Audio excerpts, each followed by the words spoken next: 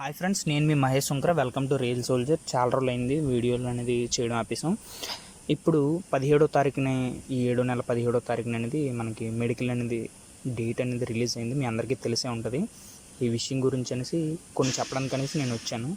Medical ఎక్కడ జరుగుతుంది అంటే ఏపీ తెలంగాణలో ఆటోమేటిక్గా మనకి చంద్రయాన్ గుట్ట కానీ రంగారెడ్డి కానీ జరుగుతుంది అనమాట. సిఆర్పిఎఫ్లోని రన్నింగ్ అయితే చాలా విధాలుగా చాలా దిక్కలు జరుగుతుంది, కానీ మెడికల్ మాత్రం ఈ రెండే డిపార్ట్మెంట్లోనే జరుగుతుంది. ఒకటి రంగారెడ్డి సిఆర్పిఎఫ్, అది ఒక గ్రూప్ సెంటర్ అనమాట. తర్వాత రెండో గ్రూప్ సెంటర్ వచ్చేసి చంద్రయాన్ గుట్ట. దానికి వెళ్ళేటప్పుడు మీరు ముందుగానే టైం మేనేజ్మెంట్ చూసుకొని మీరు టయానికి అనేది రీచ్ అయిపోవడానికి ట్రై చేయండి. అంటే ఒక రోజు ముందే అక్కడికి వెళ్ళిపోండి. అక్కడ మీకు షెల్టర్ దొరుకుతుంది. రోజుకి 200 150 రూపాయల్లోనే షెల్టర్ దొరుకుతుంది అనమాట. భోజనం కూడా వాళ్ళే ప్రొవైడ్ చేస్తారు. దానికి సంబంధించిన మీరు అన్ని సర్టిఫికెట్లు కూడా పట్టుకొని వెళ్ళిపోండి అనమాట. ఓకేనా? అక్కడికి వెళ్ళిన తర్వాత కంగారు పడిపోయి లాస్ట్ మూమెంట్లో మిస్ చేసుకునే కన్నా ముందుగా ఒక రోజు ముందే వెళ్ళిపోండి. దానికన్నా వెళ్ళే ముందు మన బాడీలోనే మనం మెడికల్కి సంబంధించిన కానీ మన ఫొటోస్ కానీ మనం ఏటేటి పట్టుకెళ్ళాలనేది ఒకసారి చెప్తాను. అవన్నీ కొద్దిగా జాగ్రత్తగా మీ దగ్గర రెడీ చేసుకొని పెట్టుకోండి. అడ్మిట్ కార్డు అనేది పక్కా పట్టుకెళ్ళాలి. ఆధార్ కార్డు అనేది కంపల్సరీ. తర్వాత మీకు ఏమైనా చూపించినవన్నీ మీరు పట్టుకెళ్ళండి. 10th క్లాస్ మార్క్ లిస్ట్ అనేది పట్టుకెళ్ళండి. ఒక 2 ఫొటోస్ అనేది మీ దగ్గర ఉంచుకోండి. ఓకేనా?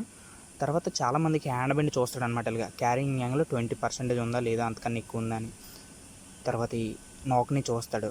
మీ కాళ్ళు లోపలికున్న ఇబ్బంది, ఇలా బయటకున్న ఇబ్బంది. నార్మల్ అని ఇచ్చాడు కదా, ఆ విధంగా ఉండడానికి ట్రై చేయాలి. చాలామంది మిర్రర్ ముందు ప్రాక్టీస్ చేస్తే మనకి అది అనేది ఆ యొక్క ప్రాబ్లమ్ని మనం రెడ్యూస్ చేసుకోవచ్చు అనమాట. పదే మిర్రర్ ముందు ప్రాక్టీస్ చేయాలి. ఎలాగంటే మీరు కాన్ఫిడెంట్గా నిలబడేలాగా 2 కాళ్ళు దగ్గర పెట్టి కాన్ఫిడెంట్గా గ్యాప్ వచ్చేలాగా ట్రై చేయండి. అంటే పెద్ద అద్దం ఉంటే, అంటే పెద్ద మిర్రర్ ఉంటే అక్కడ మీకు ఈజీగా అనేది మేనేజ్ చేయడానికి సరిపోతుంది అనమాట.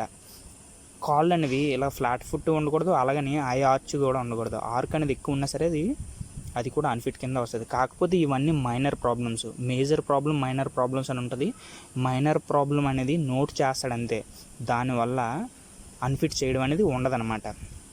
మీకు ఇప్పుడు నార్మల్గా చూపిస్తున్నాను ఇన్ని విధాలుగా ఉంటుందని. మొత్తం 18 నుంచి 22 వరకు మైనర్ ఆర్ మేజర్ ప్రాబ్లమ్స్ అన్నీ కలిపి ఇన్ని ఉంటాయి అన్నమాట. ఓకేనా? అందులోని చాలామందికి చేతులు ఇలాగ 6 వేళ్ళు ఉంటాయి. 6 వేళ్ళు ఉంటే వాడు సర్జరీ చేసి రమ్మని వాడు, కానీ 2 రోజుల్లో మనం ఏం సర్జరీ చేసుకొస్తాం? ఎన్నాళ్ళైతే 3 నెలలు రీమెడికల్ టైం ఇచ్చాడు, ఇప్పుడు 2 రోజులకి ఒక రోజుకి టైం ఇస్తున్నాడు.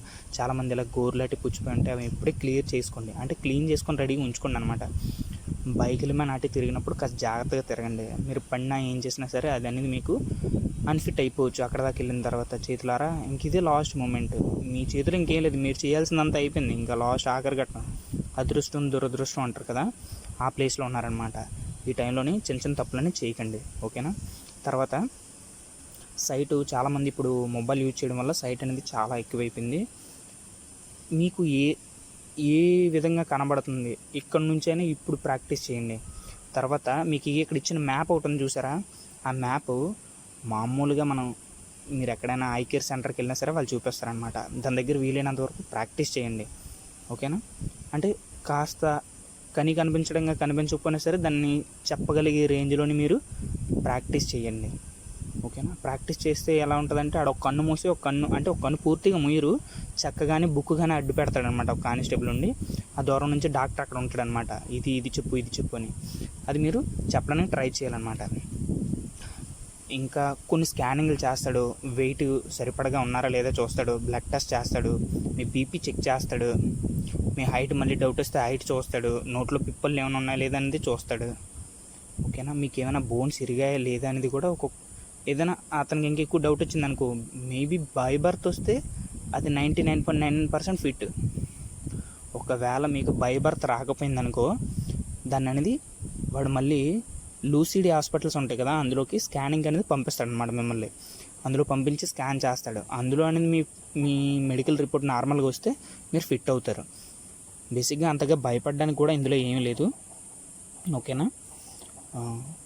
మీకు చెప్పిన డాక్యుమెంట్స్ అనేది పట్టుకెళ్ళండి. చెవులు ముందుగానే క్లియర్ చేసుకొని వెళ్ళండి. కొందరికి అందులో కురుపులు అవ్వడం లేదా ఆల్రెడీ అందులో డస్ట్ పట్టేయడం ఇలాంటివన్నీ అవుతాయి. అవన్నీ క్లియర్ చేసుకొని వెళ్ళిపోయారనుకో మీకు ఈజీగా ఉంటుంది అనమాట. చాలామంది చెవులు ఆపరేషన్లు చేసుకుంటారు అనమాట. పైన అవి కనబడతాయి. అవి కనబడినా సరే మీకు స్కానింగ్ పంపిస్తాడు, లేదా అవుతుందా అవదా అనేది చెప్తారనమాట. ఇవన్నీ మైనర్ ప్రాబ్లమ్సే. మీ అంతలో మీరు ఎప్పుడు కూడా చెవులను క్లియర్ చేసుకోవడానికి ట్రై చేయకండి. హాస్పిటల్కి వెళ్తే 250-300 రూపాయలతోటి లోపల కెమెరా పెట్టి మీ చెవిలో ఏటి ఉందనేది నీట్గా చూపిస్తారు. ఓకేనా, దాని ద్వారా అలా క్లియర్ చేసుకోండి. అంతేగాని మీరు ఇయర్బడ్స్ తోటి క్లియర్ చేసుకున్నారనుకో, అది మళ్ళీ పెద్ద తలనొప్పి అయిపోద్ది. ఓకేనా, వేడి వల్ల ఎవరికైనా ఏమైనా కురుపులాట అవ్వచ్చు లాస్ట్ మూమెంట్లోని. ఇక్కడ నుంచి అయినా కొద్దిగా జాగ్రత్తగా ఉండండి ఈ ఉన్న 10 రోజులైనా. లాస్ట్ మూమెంట్లో మీరు కంగారు పడిపోవడం వల్ల మీ బీపీ చెక్ చేసినప్పుడు చాలామందికి హైపర్ టెన్షన్ అనేది వచ్చేస్తుంది అనమాట. హైపర్ టెన్షన్ కూడా అది కూడా అన్ఫిట్ అవ్వడానికి కారణం ఉంటుంది. మళ్ళీ ఆ 2 రోజులు గ్యాప్లోనే మళ్ళీ మనం ఆ టైంకి మనం కూల్ అవ్వకపోయామనుకో, ఆ 2 రోజులు నిద్ర కూడా ఉండదు. ఒకవేళ ఆ టైంకి వస్తే పిప్పలు చెక్ చేస్తాడు. పిప్పను ఒకటి కన్నా ఎక్కువ ఉండకూడదు అన్న మామూలు రూల్ అది. అది కూడా మైనర్ ప్రాబ్లం, మేజర్ అయితే కాదు. దానికన్నా ముందే మీరు పిప్పలు అనేది క్లియర్ చేసుకొని సిమెంట్ పెట్టించుకోవడం లేదా క్యాప్ పెట్టించుకోవడం చేయండి. దానివల్ల ఏటవుద్దంటే చూడగానే బెస్ట్ ఇంప్రెషన్ అనేది వస్తుంది అనమాట. నాలుగు మన మచ్చలు చూస్తాడు. చాలామంది టీ తాగడం వల్ల నల్లగా మచ్చలు వస్తాయి. ఇవన్నీ మైనర్ ప్రాబ్లమ్స్, ఇది అనేది మేజర్ ప్రాబ్లం కాదు. దీనివల్ల ఎవరు అన్ఫిట్ అవ్వరు. ఓకేనా, చెవి వినబడకపోయింది అనుకోండి, అదే సెకండరీ విషయం. అంటే చెవి అనేది చాలా సెన్సిటివ్, అలాగే కన్ను కూడా చాలా సెన్సిటివ్. కాకపోతే పళ్ళు అనేది అది కాదు. పళ్ళు అనేది వాడు పెట్టి ఫుడ్ మీరు తినగలుగుతారా, తినలేకపోతారా. అంటే చపాతీ కానీ అన్నం కానీ మీరు తినలేకపోయారనుకో, అంటే ఏ టయాన్ని ఏం దొరికితే అది తినగలిగితేనే మనం. ఓకేనా, ఆ విధంగా అనమాట. ఇంకా మన ప్రైవేట్ పార్ట్స్ అనేది చెక్ చేస్తారు, సేవ్ చేసుకుని వెళ్ళండి. తర్వాత ఎవరికైతే ఫైల్స్ లేకపోతే ఏమైనా మొటిమలు అలాంటివి ఏమైనా ఉన్నాయనుకోండి, ఆ విధంగా ఉంటే ఇంక ఈ 2 రోజుల్లో ఏం క్లియర్ చేసుకొని వెళ్ళారు కదా, అందుకని ఇప్పటి నుంచే కాస్త జాగ్రత్తగా ఉండండి. మసాలా ఫుడ్లు అనేది తినడం తగ్గించండి. ఓకేనా, గ్రోయింగ్ పార్ట్స్లో ఎవరికైతే బాల్స్ ఉంటాయి, అందులో ఒక బాల్ ఎవరికైతే ఉందో వాళ్ళది అనేది డైరెక్ట్ అన్ఫిట్ అనమాట. దానికంటే ఏమనేది ఎక్స్క్లూజ్ ఉండదు.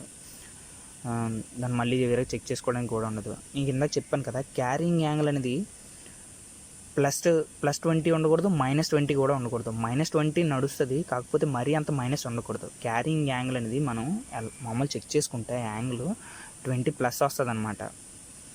ఎవరికైనా చెయ్యిలాటి ఇరిగిపోయినా లేకపోతే చేతిలో రాడ్లు ఏమైనా పెట్టినా ఇంతకుముందు దాని యొక్క యాంగిల్ అనేది 20+ వచ్చింది అనుకోండి, ఆ యాంగిల్ క్యారింగ్ యాంగిల్, దానికి మీకు రీమెడికల్ రాస్తాడు. కాకపోతే మీకు ఐడియా వచ్చింది కదా, 2 రోజుల్లో అనేది రీమెడికల్ చేయించుకోవడం చాలా కష్టం ఇప్పుడు. ఓకేనా, దానికి సంబంధించిన ఎక్సర్సైజులు కూడా ఉంటాయి. అంటే జస్ట్ దాన్ని మీరు ఎలా మేనేజ్ చేయాలి అన్న దాని గురించి తెలుసుకుంటే సరిపోద్ది. మెడికల్లోని మీకు ఉదయం నుంచి సాయంత్రం దాకా మీరు అనేది ఆ నిక్కర మీదే ఉంటారు. మీరు హాఫ్ నిక్కర్ వేసుకొని లేకపోతే అండర్వేర్ వేసుకొని మీరు మెడికల్కి వెళ్ళినప్పుడు మంచివి ఒక 2-3 అండర్వేర్లు పట్టుకెళ్ళండి.